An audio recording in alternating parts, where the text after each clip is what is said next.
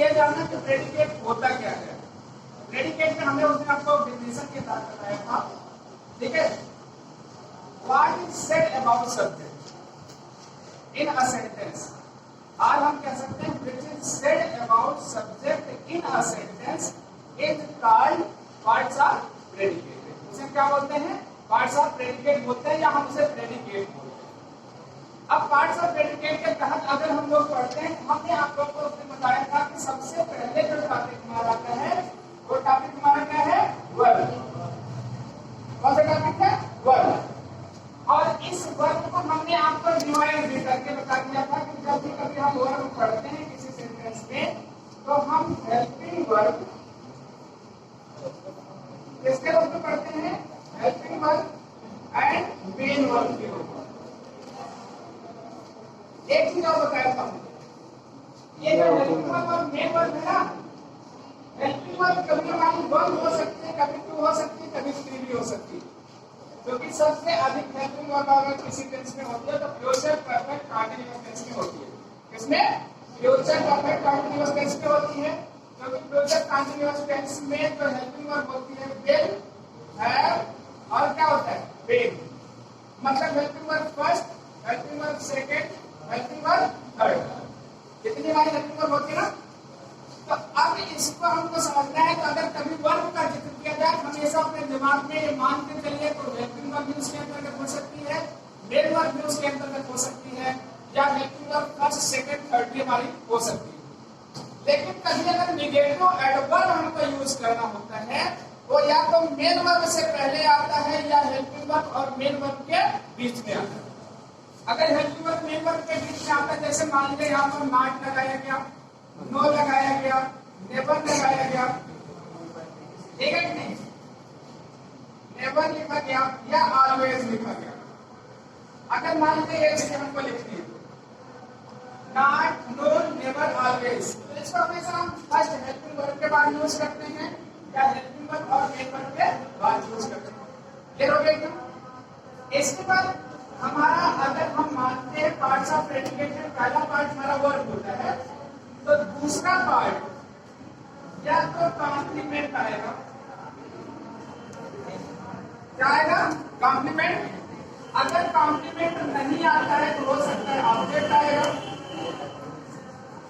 Object आएगा तो object एक भी हो सकता है, सिंगल ऑब्जेक्ट भी हो सकता है, मोर देन दैट भी हो सकता है। अगर एक ऑब्जेक्ट आएगा हम केवल ऑब्जेक्ट करेंगे, लेकिन अगर एक सेकंड होता है, एक हमारा डायरेक्ट ऑब्जेक्ट होता है, डायरेक्ट ऑब्जेक्ट होता है, और एक हमारा क्या होता है? इनडायरेक्ट ऑब्जेक्ट होता है। देखिए सिंपल से पहचान हम बोलते हैं, लिविंग थिंग्स को हम इनडायरेक्ट ऑब्जेक्ट बोलते हैं और नॉन लिविंग थिंग्स को हम क्या बोलते हैं? डायरेक्ट ऑब्जेक्ट बोलते हैं। क्लियर हो गया? तो अब जैसे मान लीजिए अभी तक हम आपको जो पढ़ाया, इसका अगर हम एग्जाम्पल लेते हैं तो जैसे लिखा गया, मान लीजिए यहाँ पर लिखा गया टीचर और इसके बाद लिखा गया टीचर्स, टीचर टीचर्स, ठीक। यहाँ भी सेंटेंस आपका पूरा होता है, अध्यापक पढ़ाता है, बट एक प्रश्न आता है कि व्हाट ही टीचर्स, वो क्या पढ़ाता है? अगर हम यहाँ कहते हैं, हमने लिखा टीचर, क्या लिखा? टीचर्स, ग्रामर, टीचर क्या पढ़ाता है? ग्रामर पढ़ाता है। एक ऑब्जेक्ट आया, जब अगर एक सिंगल ऑब्जेक्ट होगा, यहाँ हम डायरेक्ट और इनडायरेक्ट की बात नहीं बोलेंगे, हम केवल क्या बोलेंगे? ऑब्जेक्ट। लेकिन एक प्रश्न आया, home does teacher teach, teacher किसको पढ़ाता है? तो अब आगे आपका सेंटेंस यही पड़ गया। यहाँ पर हमने लिखा क्या? टीचर टीचर्स, क्या हो गया? अस, ग्रामर। अध्यापक हमें क्या पढ़ाते हैं? ग्रामर पढ़ाते हैं। अब देखिए दो ऑब्जेक्ट हो गया, हमने कहा living things, indirect object, non living things, direct object. Direct और इनडायरेक्ट ऑब्जेक्ट की पोजीशन को चेंज कर सकते हैं, इसकी पोजीशन को हम क्या कर सकते हैं? चेंज कर सकते हैं।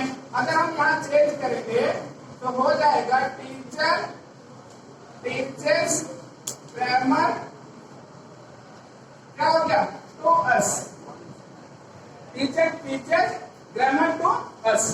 अब देखिए जब बाद में इनडायरेक्ट ऑब्जेक्ट आएगा किसके पहले हम किसका प्रयोग करते हैं, प्रीपोजिशन का प्रयोग करते हैं। आप लोग देखिए कंसंट्रेट करिए, हमने कहा टीचर टीचर बेटर टू बस, हमने कहा हम इनडायरेक्ट ऑब्जेक्ट को बाद में भी कर सकते हैं और इनडायरेक्ट ऑब्जेक्ट को पहले भी कर सकते हैं, लेकिन जब तक भी हम इनडायरेक्ट ऑब्जेक्ट को बाद में लिखेंगे तो प्रीपोजिशन देगा, हो सकता है टू ले, हो सकता है आर ले, हो सकता है एट भी ले सकता है, तो अलग प्रीपोजिशन और सेंटेंस के अकॉर्डिंग या वर्ब के अकॉर्डिंग को हम चेंज करते हैं।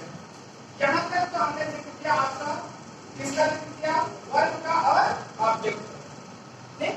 अगर टेंस बदल जाएगा यही तो वर्ब है, हेल्पिंग वर्ब भी ले लेंगे, जैसे करके teacher is teaching is helping verb हो जाएगा और टीचिंग क्या हो जाएगा, मेन वर्ब हो जाएगा। अब बात आती है अपना कॉम्प्लीमेंट की, किसकी बात आती है, कॉम्प्लीमेंट। कॉम्प्लीमेंट का मतलब होता है सम वर्ड्स, ठीक है, टेक्स्ट कॉम्प्लीमेंट, कुछ क्रियाएं इस वक्त का कॉम्प्लीमेंट कहते हैं विदाउट व्हिच सेंटेंस मतलब विल नॉट बी कंप्लीटेड, आपका सेंटेंस कंप्लीट नहीं होगा या कंप्लीट नहीं किया जाएगा। जैसे एग्जांपल मान लीजिए हमने लिखा यहाँ पर आई लाइक, क्या हो गया, आई लाइक, मैं पसंद करता हूँ, सेंटेंस कंप्लीट हुआ, नो। व्हाट आई लाइक, मैं क्या पसंद करता हूँ, अब क्या पसंद करता हूँ बिना इसके सेंटेंस पूरा नहीं हो गया, मान जाते लिखा स्मोकिंग, क्या लिखा, स्मोकिंग, तो smoking is a compliment, smoking क्या है, कॉम्प्लीमेंट। जैसे मान लीजिए हमने लिखा आई हैव, ध्यान रखिएगा, क्या लिखा, आई हैव, मेरे पास है, वाई, हमने लिखा क्या, ए बुक, ये क्या है, कॉम्प्लीमेंट, ठीक। जैसे हमने लिखा शी इज, वह है, वह अ डॉक्टर, ठीक है, a doctor, a book and smoking, यहाँ पर क्या हो गया, कॉम्प्लीमेंट। तो किसी सेंटेंस में हो सकता है ऑब्जेक्ट आए, हो सकता है ना तो ऑब्जेक्ट दिया ना कॉम्प्लीमेंट दिया है, सेंटेंस आपका वैसे भी पूरा हो सकता है। जैसे हमने कह दिया लायन रोज, ये क्या करता है, गाता है, और कर सकते हैं रोज लगा सकते हैं लाउडली, तो लाउडली ना तो यहाँ कॉम्प्लीमेंट हुआ ना इनका हुआ, ऑब्जेक्ट हुआ, बट सेंटेंस के वर्ड को क्वालिफाई करने के लिए हमने किसका यूटिलाइजेशन किया, तो हमने यूटिलाइज किया वो एडवर्ब का यूटिलाइज। ओके, एक चीज और आता है यहाँ पर, इसको समझ लीजिए आप लोग, तो तीसरी चीज आती है ऑब्जेक्ट कॉम्प्लीमेंट,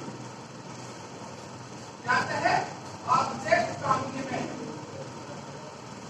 ध्यान रखिएगा। अब कहा था what is object, object complement, important चीज यहाँ पर है कि कभी कभी ऑब्जेक्ट कॉम्प्लीमेंट मतलब एक ऑब्जेक्ट होता है लेकिन आपने सारा कॉम्प्लीमेंट लेता है। जैसे एग्जांपल मानते हैं यहाँ पर हमने लिखा, ठीक है, द प्रिंसिपल, क्या लिखा, द प्रिंसिपल अपॉइंटेड,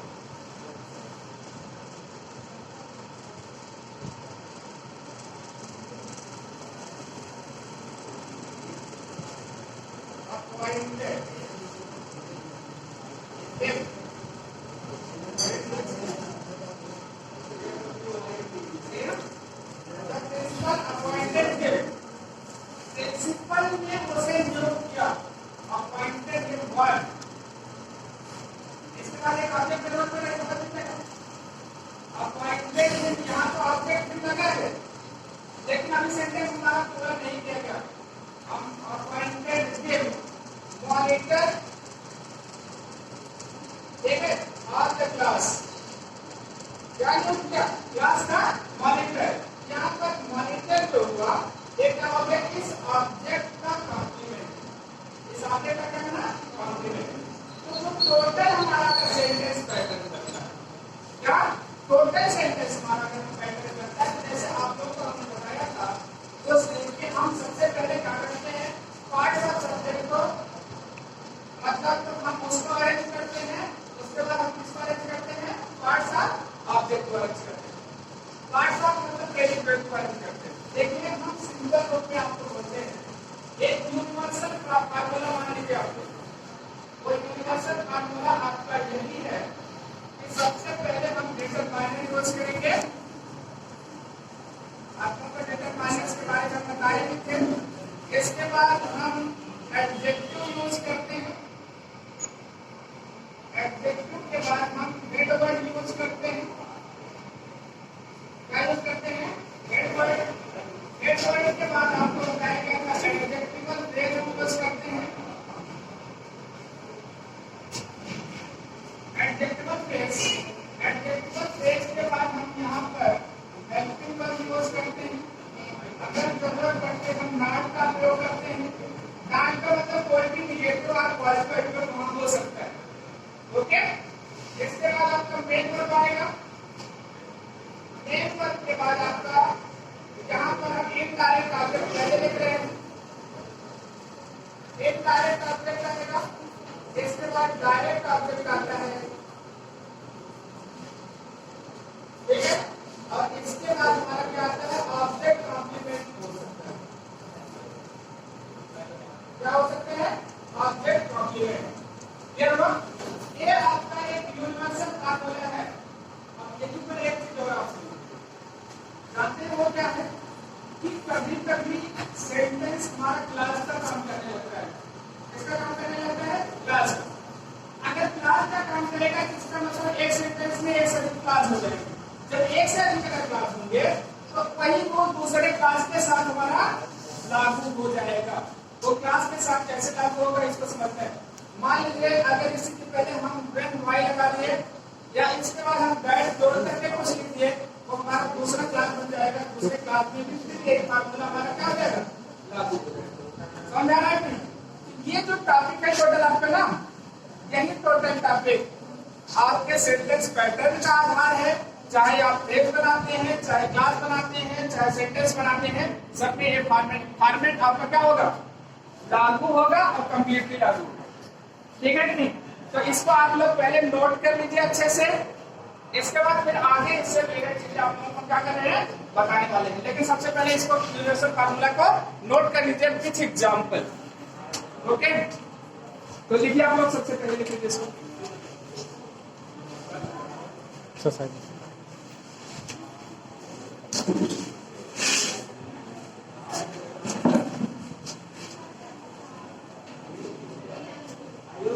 इसको नोट कर लीजिए।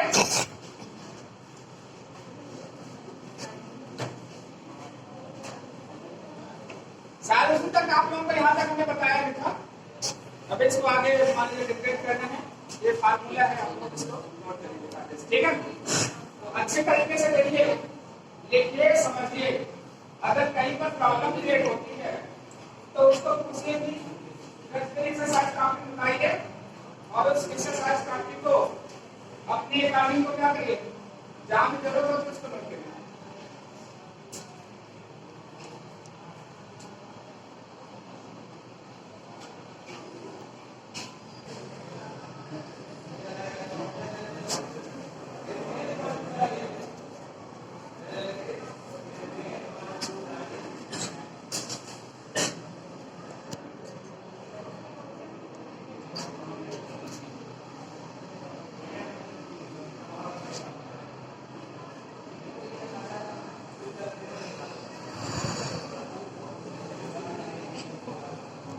देखिए, इसको नोट करें, तुरंत से आगे पढ़ाना है। अब आप लोगों को बताया गया था 15 अगस्त के बाद से लेकर 26 जनवरी तक किसी भी तरीके से क्लास में टाइम नुकसान नहीं होना चाहिए। इसको समझ लीजिए। आज समझ नहीं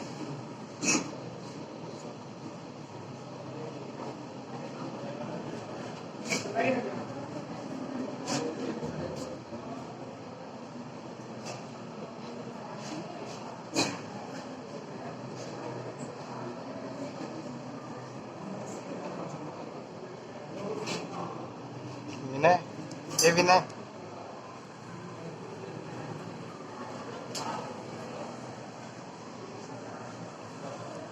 अबे कल